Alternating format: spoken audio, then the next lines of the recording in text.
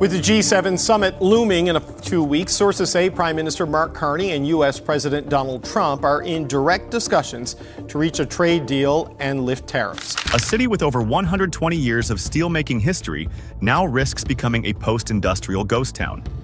Thousands of Canadian jobs are on the line. Meanwhile, Prime Minister Mark Carney is in direct talks with President Trump, hoping to ease the economic fallout from the U.S.'s latest tariff shock. Today, we bring you the latest update on the economic and social impact of America's 50% steel and aluminum tariffs, and how it's reshaping the Canada-US relationship. Hamilton, Ontario, steel town, a city already facing economic pressures, now a whopping 50% tariff on its biggest industry. On June 4th, the Trump administration doubled tariffs on imported steel and aluminum to 50%, a move defended by U.S. Commerce Secretary Howard Lutnick. The impact on Canada is profound. In 2024, Canada exported $7 billion in steel and $9 billion in aluminum to the U.S. Now, those trade flows are grinding to a halt. In Hamilton, Ontario, the Canadian Steel Producers Association warns the industry was only starting to stabilize after earlier 25% tariffs. Now it faces renewed disruption. In Sault Ste. Marie, home to Al Steel, the city's largest employer, the story is similar. Mayor Matthew Shoemaker confirmed that the earlier tariffs had already cost 20 to 30 jobs. With the new 50% rate, another 40 to 50 jobs are now at risk. If the tariffs persist, Shoemaker warns, Sault Ste. Marie could follow the path of collapsed U.S. steel towns. New numbers show Canadian exports have plunged, as Canada's trade deficit is now a record $7.1 billion. Against this backdrop, Prime Minister Mark Carney has chosen a cautious approach. Carney is in direct talks with President Trump, speaking by phone and even texting, according to sources reported by Radio Canada. The goal? To reach at least a framework agreement, a term sheet, ahead of the G7 summit scheduled for June 15th to 17th in Alberta. Meanwhile, the federal government maintains retaliatory tariffs on over $90 billion worth of U.S. goods, while preparing additional reprisals in case negotiations fail. But not everyone is satisfied with this restraint. Ontario Premier Doug Ford, a vocal Trump critic, is urging immediate retaliation and a complete shift toward domestic manufacturing. Ford told U.S. media last week, "We can't be kicked around any longer. We have no choice. We have to start onshoring everything that we manufacture, get converted down in the U.S. back to Ontario." His message is clear. If Washington plays hardball, Ontario will too. The tariffs' broader impact is already visible. Statistics Canada reports Canada's trade deficit hit a record $7.1 billion, with declining U.S. exports a key driver. Steel and aluminum producers are pressing Ottawa for urgent support. Wage subsidies for displaced workers. Credit facilities for struggling companies. Immediate defense procurement orders to absorb surplus steel. Al Steel CEO Michael Garcia told Power and Politics that at 50% tariffs, the company's U.S. business is no longer viable. Without a breakthrough, Al Steel could lose half its customer base within weeks, according to Mayor Shoemaker.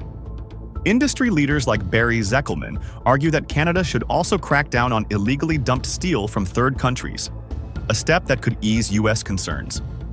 "We need a fortress North America," Zeckelman said on Fox Business. Push out the bad actors, balance trade, and restore stability. All eyes now turn to the G7 summit. Can Carney and Trump strike a deal in time to stop the bleeding? Or will more Canadian communities face deeper layoffs and economic scars? The coming weeks will be critical. We'll be tracking this story closely. I have one concern, and that's tariffs. That's it. I mean, the market's gotten pretty complacent about it, but, in any trade negotiation, the details really matter. Steel tariffs have doubled. Financial markets are watching closely. And while Wall Street isn't in panic mode yet, signs of strain are emerging. On June 4th, the U.S. will raise tariffs on imported steel and aluminum from 25% to 50%, a major escalation in what's become a high-stakes trade reset. So how are investors reacting? And is the market truly prepared? Let's break it down. That news sent both groups of stocks soaring today. Cleveland Cliffs up 23%, Century Aluminum up 21%, Kramer fave Nucor up just over 10%. President Trump announced the tariff hike at a U.S. steel plant in Pittsburgh last Friday. Framed as a move to protect American jobs, the new 50% rate doubles the original tariffs introduced back in 2018. According to Bloomberg and CNBC, the announcement sent U.S. steel stocks like Nucor and Cleveland Cliffs surging, while shares of foreign steelmakers in Canada, Australia, and Asia dropped sharply. Canada's Aloma Steel was even downgraded by Capital as investors braced for reduced access to the U.S. market. But here's the catch. The U.S. still imports more steel than it produces, by roughly 6 million net tons a year, based on 2024 figures. The ISM manufacturing data falling to 48.5 after 48.7. The median estimate was 49.5, so that is again below that estimate. We did see production and new orders rising just a touch here. Imports, however, fell to the lowest reading in 16 years. Despite tariff headwinds, the S&P 500 rose 0.4% on Monday, June 2nd. The Nasdaq was up 0.7%, and the Dow gained 0.1%. But the optimism isn't universal. The Institute for Supply Management reported that U.S. manufacturing contracted for a third straight month. Its May index dropped to 48.5, below neutral and below expectations. Imports fell to a 16-year low. New export orders hit a 5-year low. Strategist Jay Woods calls this a market trading on hope, adding that traders are watching policy developments more than economic signals. The bond market tells a different story. The yield on the 10-year Treasury has risen to 4.4%, reflecting concerns about inflation and fiscal risk.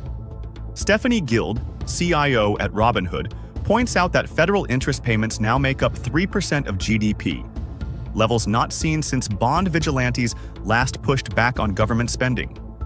Meanwhile, the U.S. deficit is $1.8 trillion. With no structural reforms to programs like Social Security and Medicare, which account for 2/3 of spending, long-term worries are mounting. Yet Guild holds her S&P 500 year-end target at 6,200, urging investors to stay focused on fundamentals. Steve Eisman, known for The Big Short, says tariffs are his top concern right now. In a recent interview, Eisman said he's trimmed positions across the board, citing uncertainty in EU negotiations, where each country holds veto power. Too many balls in the air, he warned. Even Nvidia and other AI leaders can't outrun a trade war. He remains long but has lightened up, even on the Magnificent Seven. Meanwhile, jobless claims have ticked up. If they rise above 250,000, a level seen only twice in 18 months, strategists like Jay Woods see that as a warning sign.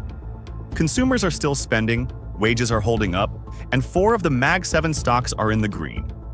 But with just one of Trump's 90 promised trade deals actually signed, the UK deal, caution prevails. To sum up, steel tariffs are rising, and so are the risks. Manufacturing is cooling, trade flows are shrinking, and bond yields are climbing. Wall Street hasn't cracked, but under the surface, pressure is building. Whether this turns into a brief standoff or something more disruptive depends on how the coming weeks unfold. For now, investors are watching the data and staying hedged. I guess we are seeing the art of the deal in action, right? Trump wasn't happy with the way the talks were progressing, so he says, hey, we're going to slap 50% tariffs on you. The EU says, no, no, no. They have a phone call. Both sides say the call was great. Now Trump's extending the deadline to July. I guess... Tariffs announced. Markets shaken. Deadline extended. If this feels familiar, it is. President Trump has once again wielded his signature tool of negotiation, the threat. From the EU to Apple to Samsung, Trump's pattern is clear. Declare a tariff, wait for panic, then maybe walk it back. But is this chaos or strategy? Let's break it down. It was, with the president rolling out these 50% tariff threat against European countries the same day he promised to jack up the prices of iPhones with increased tariffs there. On May 24th, 2025, President Trump shocked markets by threatening a 50% tariff on all EU imports, a move that would hit everything from cars to cheese to pharmaceutical supplies. But less than 48 hours later, following a phone call with European Commission President Ursula von der Leyen, the deadline was pushed to July 9th. It wasn't the first time. Earlier in May, Trump floated a 25% tariff on all smartphones made outside the US, targeting both Apple and Samsung.